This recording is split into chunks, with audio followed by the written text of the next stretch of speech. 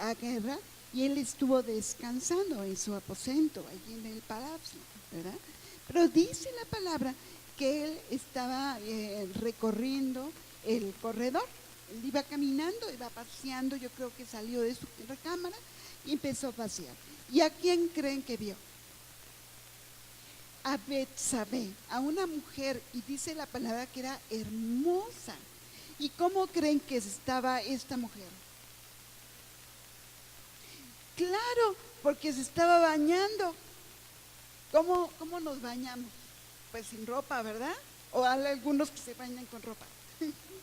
Bueno, estaba bañándose esa mujer en su azotea. ¿Y qué creen? De repente David como que voltea y la ve, y en lugar de volverse a meter a su recámara y dejar de ver, ¿qué creen que hizo? Siguió viendo y empezó a ver, y empezó su mente a codiciarla. Se dio cuenta que era una mujer hermosa, ¿sí?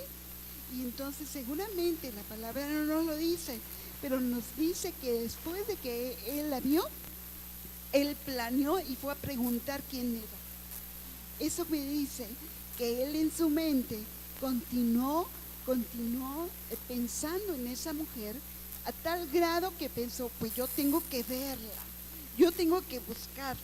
A mí me recuerda algunas veces cuando nuestros esposos, nuestros novios, ¿verdad?, que dicen que nos veían y que se flechaban y que decían, yo tengo que conocer a esa muchacha guapa, ¿verdad?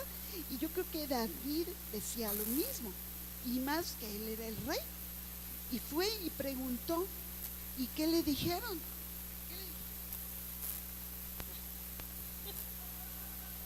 Que ella se llamaba Betsabé, que era esposa de una persona que se llamaba, pongan atención, ¿no?, porque le voy a preguntar, Urías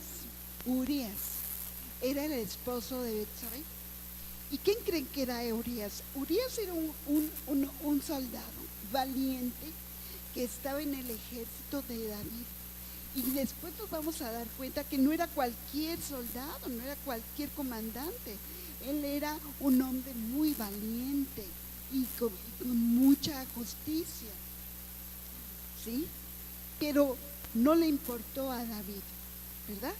Él que mandó a llamar a Betsabé, y dice la palabra que llegó y que entonces se quedó con ella, se acostó con ella, tuvo relaciones con ella, y después de eso, como si nada, se fue a su casa, ¿sí? Eso fue lo que pasó con David. Vamos a ver un poquito más adelante qué es lo que sucede, ¿sí?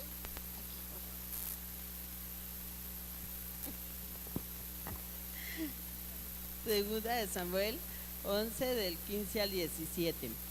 Y escribió en la carta diciendo, poné.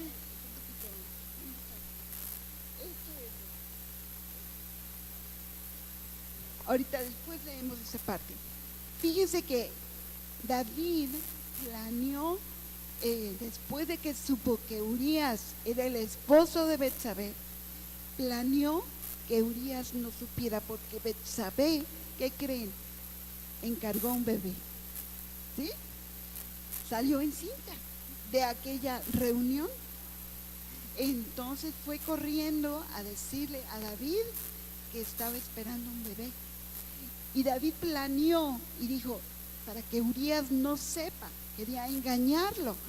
Entonces planeó que lo mandaba a llamar y que le decía que fuera a su casa, que pasara la noche y que descansara. Urías llegó con David y ¿qué creen? No se quiso ir con la esposa, porque él decía, no es justo, si todos los demás del ejército están en guerra, ¿cómo yo voy a ir a descansar a mi casa y a pasármela bien, verdad? Por eso yo digo que Urías era un soldado valiente y muy firme. Entonces David planeó, dijo, bueno, no fue así nada más, entonces lo voy a emborrachar, le voy a dar bastante vino, bastante pan, para que se vaya a su casa y la pase rico con la esposa. Pero ¿qué creen? Urias no volvió a ir. Se quedó nuevamente con el ejército. Entonces pasa lo que le vamos a leer en este momento. Y escribió en la carta diciendo: Poné a Urías al frente en lo más recio de la batalla y retiraos de él, para que sea herido y muera. Así fue que cuando Joab sitió la ciudad, puso a Urías en el lugar donde sabía que estaban los hombres más valientes, y saliendo luego, los de la ciudad pelearon contra Joab, y cayeron algunos del ejército de los siervos de David, y murió también Urías Eteo. ¿Quién murió? Urías. ¿Por qué murió? Por el mandato de David, que mandó a ponerlo en la parte de enfrente. En la parte de enfrente de los ejércitos siempre era el que se enfrentaba con el ejército enemigo, y casi siempre el que venía a enfrentar moría. Esto pasó con Urías. Y le mandaron a decir a David que había muerto Urías. Así que no solamente cometió adulterio, sino que cometió ¿qué? Asesinato premeditado, dirían ahora, ¿verdad? Sí, premeditado, porque lo planeó, lo pensó y lo llevó a cabo. Aunque lo llevó a cabo otra persona, realmente fue por orden de él. Ahora vamos a ver inmediatamente qué es. Del 11 al 27. Y pasado el luto, envió David y la trajo a su casa, y fue ella su mujer, y le dio a luz un hijo. Mas esto que David había hecho fue desagradable ante los ojos de Jehová. Aquí vemos una cosa. Cuando pasó el tiempo del luto, o sea, Betsabé estuvo de luto por su esposo, pero David seguía pensando en ella. Dice que después de que pasó el luto, la mandó a llamar a su casa. ¿Y la hizo qué? Su esposa. O sea, seguía pensando en ella. ¿Sí? La hizo su esposa. Y dice más aquí adelante, pero esto fue desagradable para Dios. Quizá David en ese instante no se puso a pensar en lo que estaba cometiendo, pero a Dios le desagradó lo que David hacía, porque David era un hombre que amaba a Dios, ¿sí? Entonces vamos a ver aquí, inmediatamente aparece otro personaje en esta historia, y es el profeta Natán. El profeta Natán era un profeta de la época de David, que era que se acercaba a él y le decía cosas de parte de Dios. ¿Sí? Vamos a ver un poco.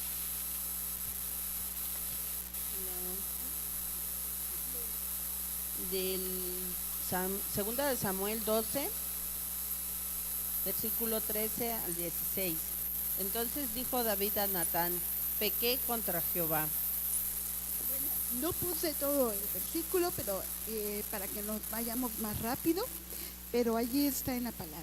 Lo que pasa con Natán es que ya llega Natán con David. David estaba haciendo su vida normal, ¿verdad? Estaba con Betsabé, su esposa, y la esposa estaba esperando un bebé, ¿verdad? Pero llega el profeta Natán, ¿y qué le dice a David? Le empieza a platicar una historia. Fue muy, muy sabio el profeta.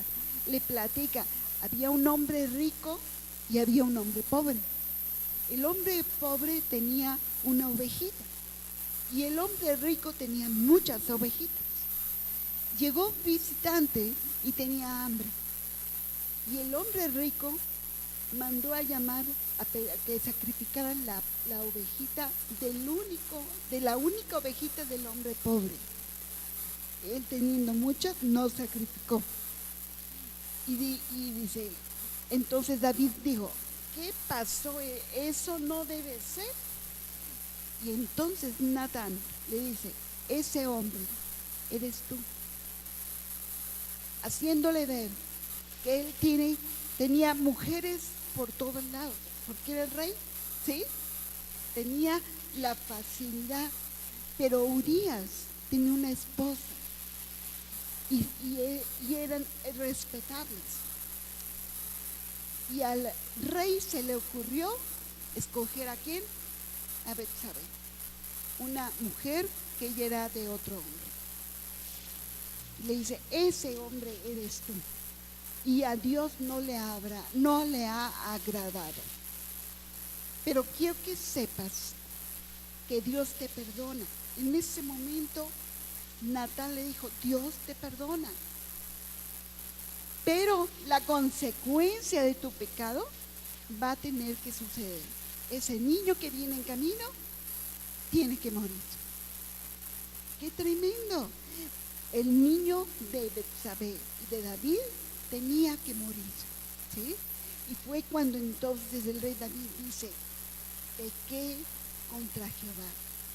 Cuando Natán le empieza a narrar todo, a David le cae el 20 y dice, pequé contra Jehová. Él, siendo el rey, pudo haber tomado otra actitud, pudo haber dicho, negar lo que hizo, pudo haberle dicho a la gente que mandaran a matar a Natán por mentiroso, pero él tomó una tercera opción, confesar que había pecado. Dijo, pequé contra Jehová. Fue como que de repente se dio cuenta del pecado que él había tenido, ¿sí? Muy, muy tremendo. Vamos a leer en ese contexto, cuando Natán llega y habla con David y le comenta el pecado, y David dice, he pecado contra Jehová.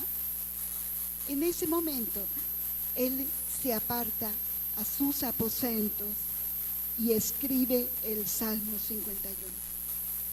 En ese contexto, con ese dolor en su corazón, con ese sentimiento de que había lastimado el corazón de Dios, se acerca y empieza a escribir el Salmo 51. Y ahora sí vamos al Salmo 51, ya que tenemos un poco claro cómo estaba la situación de David.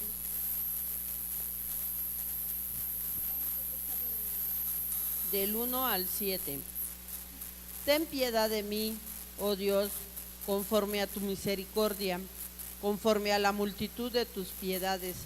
Borra mis rebeliones, lávame más y más de mi maldad, y límpiame de mi pecado, porque yo reconozco mis rebeliones y mi pecado.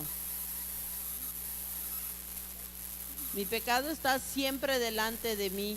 Contra ti solo he pecado, y he hecho lo malo delante de tus ojos, para que seas reconocido justo en tu palabra, y he tenido por puro en tu juicio. He aquí, en maldad he sido formado, y he pecado, me concibió mi madre. He aquí, tú amas la verdad en lo íntimo, y en lo secreto me has hecho comprender sabiduría. Purifícame con hisopo y seré limpio. Lávame y seré más blanco que la nieve. Quiero que leamos nuevamente este verso, pero quiero que sintamos la forma en que David estaba expresando esto. Ten piedad de mí, oh Dios. Él estaba con su espíritu contristado, había dolor en su corazón, y él le dijo, oh Dios, conforme a tu misericordia, porque David apelaba al amor tan grande que Dios le tenía, al amor tan grande que Dios le tiene al hombre. Y dice en la siguiente manera, conforme a la multitud de tus piedades, conforme a tu misericordia, a la bondad que tú tienes, yo apelo a ti. Eso es lo que estaba haciendo David. Y le dice, borra mis rebeliones. David estaba aceptando que había rebelión, que había pecado en su vida. Dice, lávame más y más de mi maldad, y límpiame de mi pecado. El corazón de David era un rey. Piensen, David era el rey. Y en ese momento él se estaba humillando y estaba declarando que en él había maldad, que no había nada bueno en él, que solo había pecado. Y le dice, límpiame más y más de mi maldad. Por eso este capítulo es el arrepentimiento, es la forma de arrepentimiento verdadero. Y es como se llama, el principal que nos enseña cómo debemos arrepentirnos. Cuando vino la convicción de pecado a David, esa reconoció. Y fíjense que va a decir, yo reconozco mis rebeliones. Esa es la parte más difícil. Tú y yo a veces hacemos cosas equivocadas, pero qué difícil es confesar esos pecados, esas faltas, ¿sí? David dijo, yo reconozco mis rebeliones, yo en este instante soy consciente de que he pecado, y estaba muy claro de lo que había hecho David. Y más adelante dice, contra ti solo he pecado. Y quiero hablarte de lo que sentía David en ese momento. David no estaba pidiendo perdón por miedo al castigo. No estaba pidiendo perdón para que le fuera bien en el futuro y para que Dios le siguiera ayudando. David estaba dolido y decía, contra ti he pecado, porque le dolía el corazón de Dios, porque lo había lastimado, porque había hecho algo que a Dios le desagradaba, porque lo había contristado, porque de repente se dio cuenta que había lastimado el corazón de Dios, porque en el fondo lo que había en David era un inmenso amor por Dios. Esa es la razón por la que, aunque pecó, aunque cayó, aunque hizo algo que no le agradaba a Dios, él le pidió perdón a Dios, no por él mismo, no para que él le fuera bien, le pidió perdón porque le dolía que Dios estuviera triste. Esa era la razón verdadera, la única razón genuina que tenía David para pedir perdón. Y yo te pregunto esta mañana, ¿por qué venimos al Señor a pedir perdón? ¿Porque nos lo han dicho en la iglesia? Quizás somos buenos religiosos, quizás hemos aprendido bien las normas, o porque tienes miedo a que Dios te vaya a castigar, o quizás porque crees que si no pides perdón Dios no te va a bendecir en el futuro. La verdadera razón, el verdadero arrepentimiento, el que a Dios le agrada, es aquel que se duele por lo que siente Dios, porque ama tanto a Dios. Es tan profundo el amor de Dios, el amor que tú le tienes a Dios, que te duele tanto. Y tú puedes confesar, sí Señor, yo te he lastimado, perdóname, límpiame. A David no le interesaba solamente pedir el perdón, él quería ser renovado, él quería ser limpiado de su pecado, porque el que tiene un corazón limpio, un espíritu recto, es aquel que puede vivir en santidad. A él le interesaba no solamente que el Señor le perdonara sus faltas, sino que él tuviera un corazón limpio para vivir de allí en adelante de una manera recta. Ese era el corazón de David. Y Dios lo vio, Dios lo escuchó.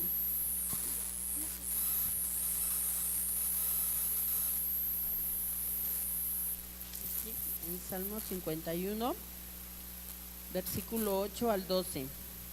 Hazme oír gozo y alegría, y se recrearán los huesos que has abatido. Esconde tu rostro de mis pecados y borra todas mis maldades. Crea en mí, oh Dios, un corazón limpio y renueva un espíritu recto dentro de mí. No me eches delante de ti y no quites de mí tu Santo Espíritu. Vuélveme al gozo de tu salvación y espíritu noble me sustente. Más adelante, si seguimos leyendo el Salmo, después de que habla David, dice, purifícame con hisopo, seré limpio. Él quería ser limpio. Lávame y seré más blanco que la nieve. Yo creo que tú y yo conocemos eso, hemos escuchado esta palabra, la hemos declarado, pero la convicción que había en el corazón de David era que él estaba sucio, que él no era digno de representar a Dios. ¿Sí? Y él quería ser limpio, no solamente que el Señor olvidara y quitara su pecado de lo que había cometido, él quería ser limpio. Y yo me recuerdo de algo que está aquí en la palabra, ahorita lo vamos a leer, del alfarero, ¿sí? El alfarero, cuando tiene el barro, ve que hace su ollita y de repente ve que está media chueca. ¿Qué hace el alfarero cuando ve que la ollita está chueca? La la deshace y la vuelve a hacer, ¿verdad? ¿Quién le va a prohibir eso? Nadie, porque él es el alfarero, él es el dueño y el barro que está allí es de él. Él puede hacerlo y deshacerlo y hacerlo y deshacerlo las veces que quiera. Y él tiene, él puede decir para qué es esta jarra y para qué es la otra. Lo que David estaba diciendo cuando dijo, crea en mí un corazón limpio y renueva un espíritu recto dentro de mí, lo que David decía era, vuélveme a hacer, destruye esa olla que no te ha agradado, que no te ha honrado, y vuélveme a hacer. Crea en mí, deshaz mi vida y vuélveme a hacer. Imagínense, él quería que Dios le renovara. Y tú y yo, ¿cuántas veces tenemos que pedir de esa manera? Señor, sí, perdóname lo que he hecho, pero crea en mí un corazón limpio. Renueva un espíritu que sea recto, que ya no esté yo pensando cosas que no son correctas, que no ande yo pecando y haciendo a cada rato lo mismo. David pedía un espíritu nuevo, renovado. Quería que el alfarero viniera, destruyera la vasija y la volviera a formar. ¿Quieres leer esta parte, mi amor? Del alfarero.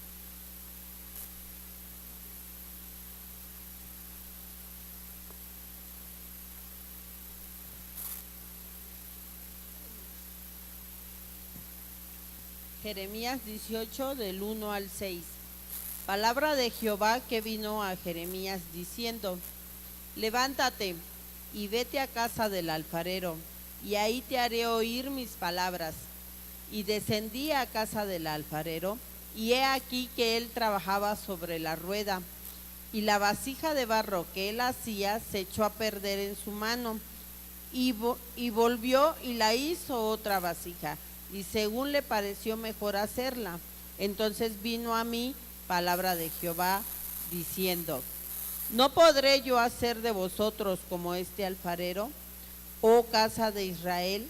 Dice Jehová, he aquí como el barro en la mano del alfarero, así sois vosotros en mi mano, oh casa de Israel. Gracias. Esta es la palabra que está en Jeremías, que el Señor me hablaba en estos días. Tú y yo necesitamos clamar como David, crea en mí, vuelve a formarme. Porque muchos de nosotros batallamos con pensamientos, con actitudes incorrectas. Tenemos que decirle al Señor, esta jarra que hiciste no funciona, Señor. En maldad he sido concebido y yo quiero agradarte. Vuélveme a hacer. Deshaz mi vida y vuélveme a hacer.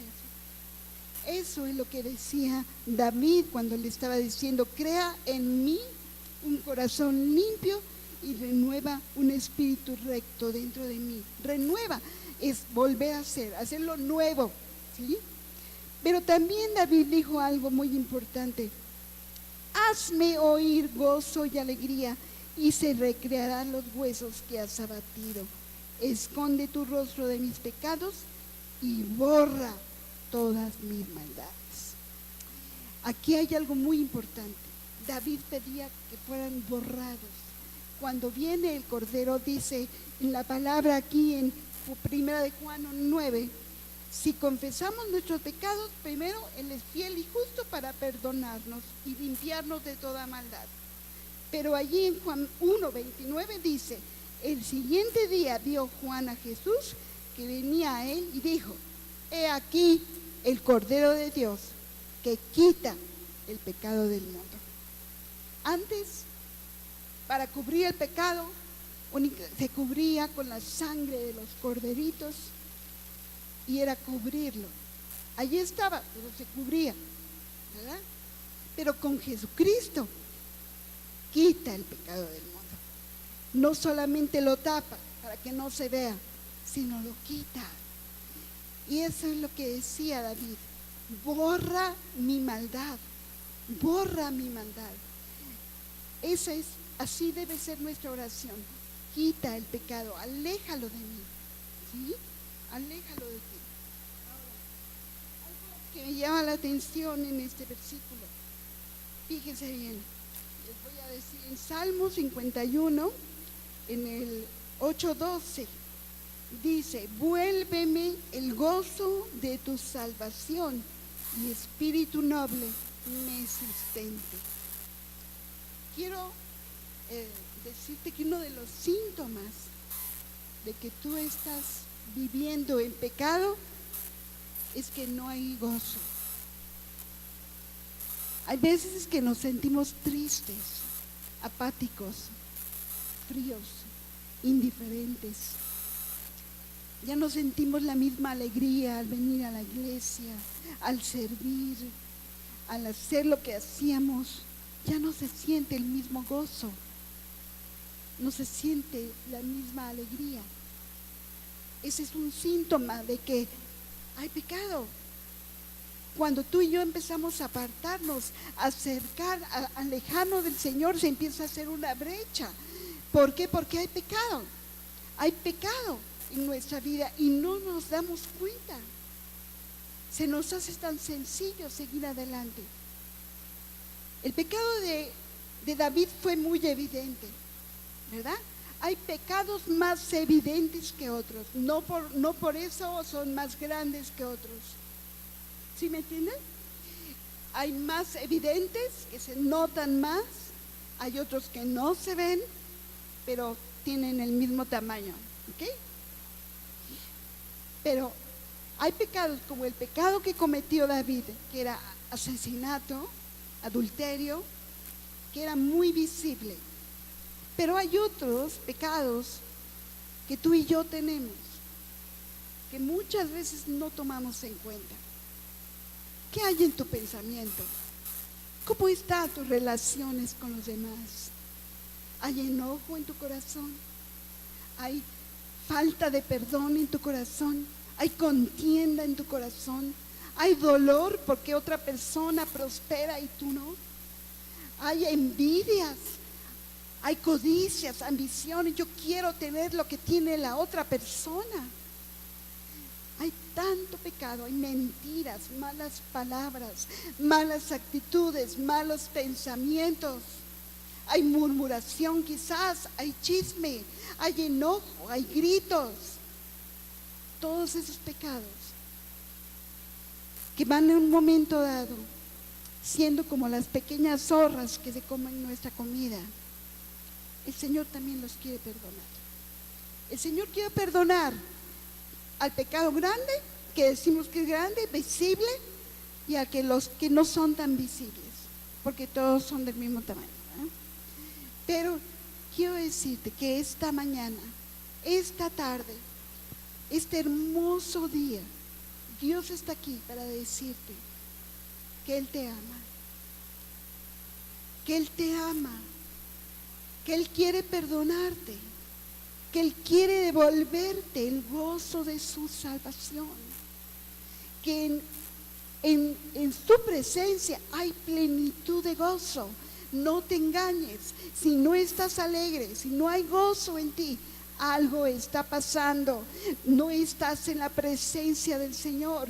Y cuando no estás en la presencia del Señor, hay apatía, hay cansancio, hay desaliento. Y quiero decirte que Dios quiere esta mañana acercarse nuevamente a ti. A mí me encanta, porque cuando Natán llega con David, antes de que David hiciera esta oración, Natán le dice: yo ya te perdono.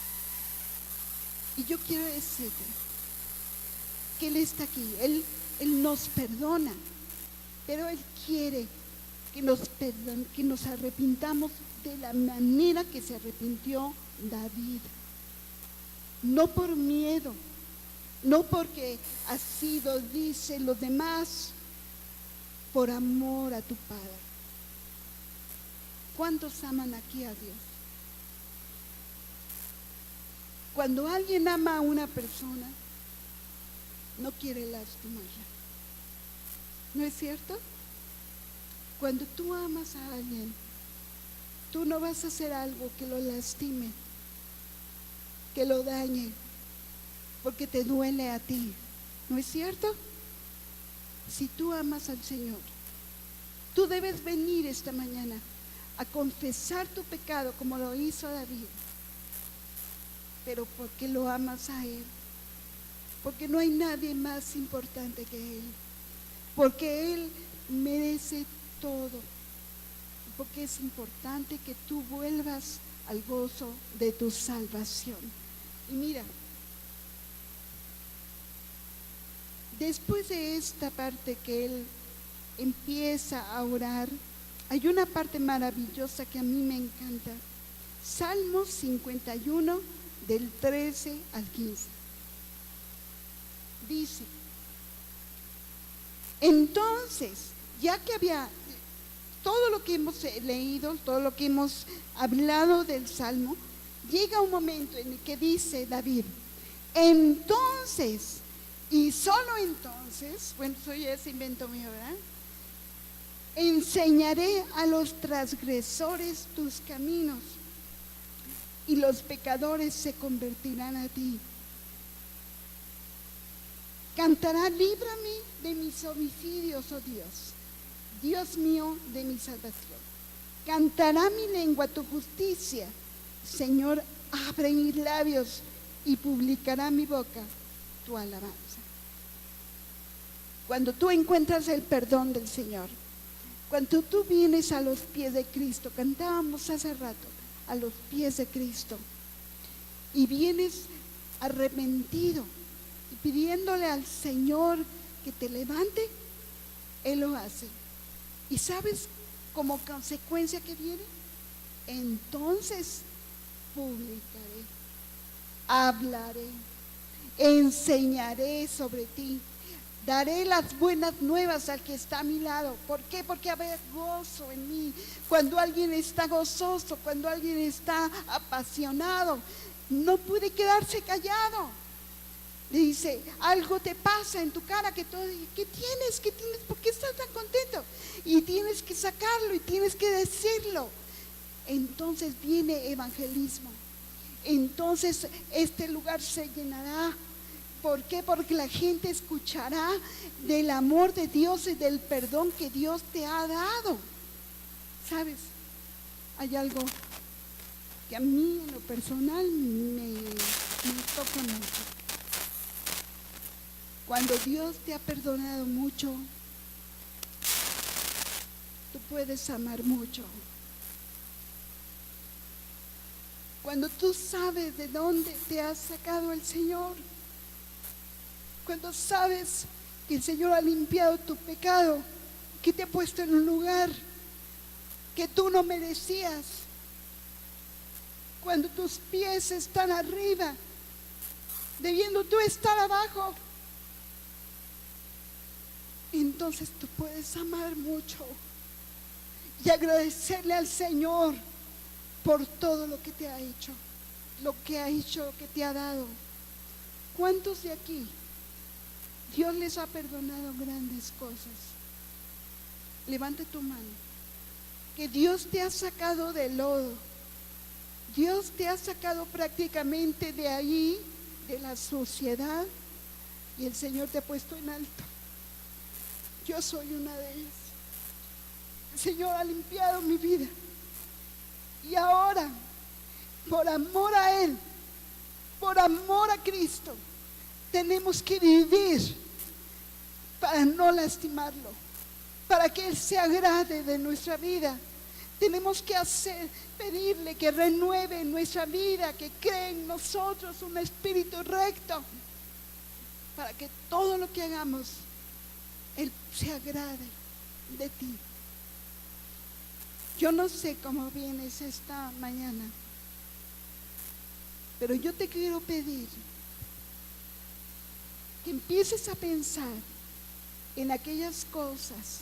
Quizás no son pecados tan evidentes como asesinato o adulterio, o quizás sí, pero no hay pecado tan grande que Dios no pueda perdonar, ni hay pecado tan pequeño que no te estorbe para perder el gozo.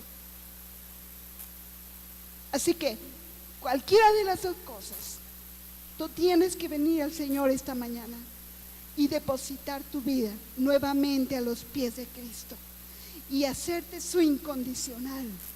¿Por qué? Porque tú lo amas, porque Él te ha dado la vida, porque Él te ha rescatado.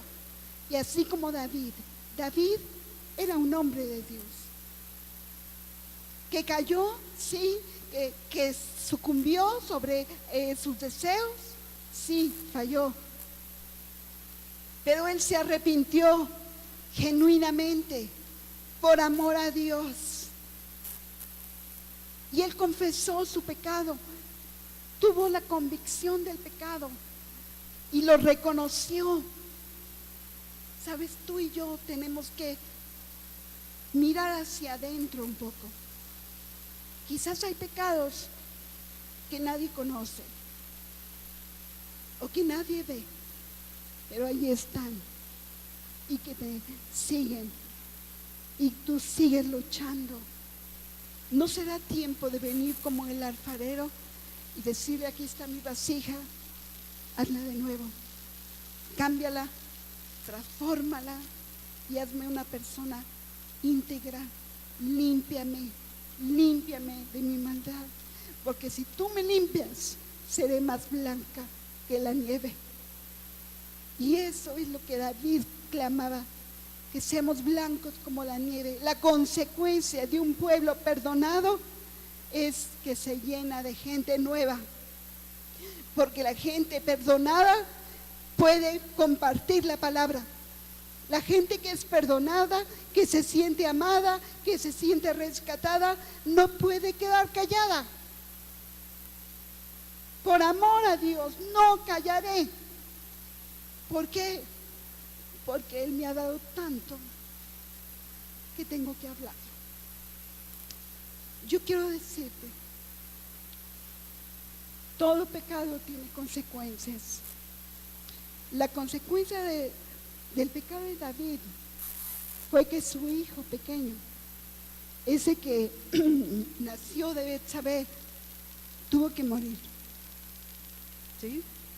Dios te perdona, pero la consecuencia de lo que tú has hecho hay que pagarla. No se habla mucho de Betsabé, pero yo estaba pensando en ella. Yo creo que Betsabé no estuvo exenta tampoco de pecado. ¿Qué mujer que sabe que pasa el rey por allí se va a ponerse a bañar sin ropa, sabiendo que puede pasar el rey? ¿A poco no? Pensemos un poco en ella. Sería muy padre tener un hijo del rey, pero esta mujer también se arrepintió. No habla aquí de lo que Betsabé dijo, pero sí su actitud. En los posteriores años vemos a una Betsabé transformada y cambiada, pero ella tuvo que sufrir. Perdió. ¿Qué perdió? Su esposo, su dignidad, su hijo. Ella tuvo que perder eso, pero encontró que Dios es un Dios perdonador y restaurador. David y Betsabé fueron restaurados. Dice la palabra, después lo vas a leer, que Natán le dijo a David que su hijo moriría. Y David oró al Señor. Dice que ayunó, que se tiró al suelo llorando noches y noches, porque a los 7 días le cayó al niño una enfermedad mortal. Y que estuvo todo ese tiempo que él estuvo enfermo el niño orando, no comía ni bebía. Sus siervos estaban preocupados por él, porque no querían decirle que el niño había muerto, porque pensaban que David iba a hacer algo más grave. Él estaba realmente triste. Pero en el momento que el niño muere, dice la palabra que él se levanta, se arregla, se alimenta y dice: yo no puedo ir a ti, hijo. Digo, tú no puedes venir a mí, pero yo algún día iré a ti. Y ya no puedo hacer más nada. Diciendo, obedezco lo que el Señor. Y dice que él se puso a adorar a Dios. ¿Sabes? Hay esperanza. Hay esperanza. No sé cómo esté tu corazón. No lo sé. Pero créeme que Dios sí lo sabe.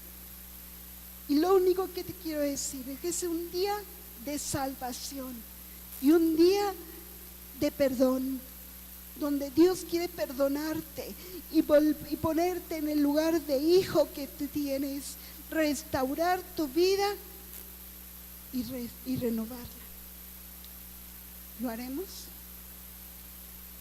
Les pregunto, ¿lo haremos?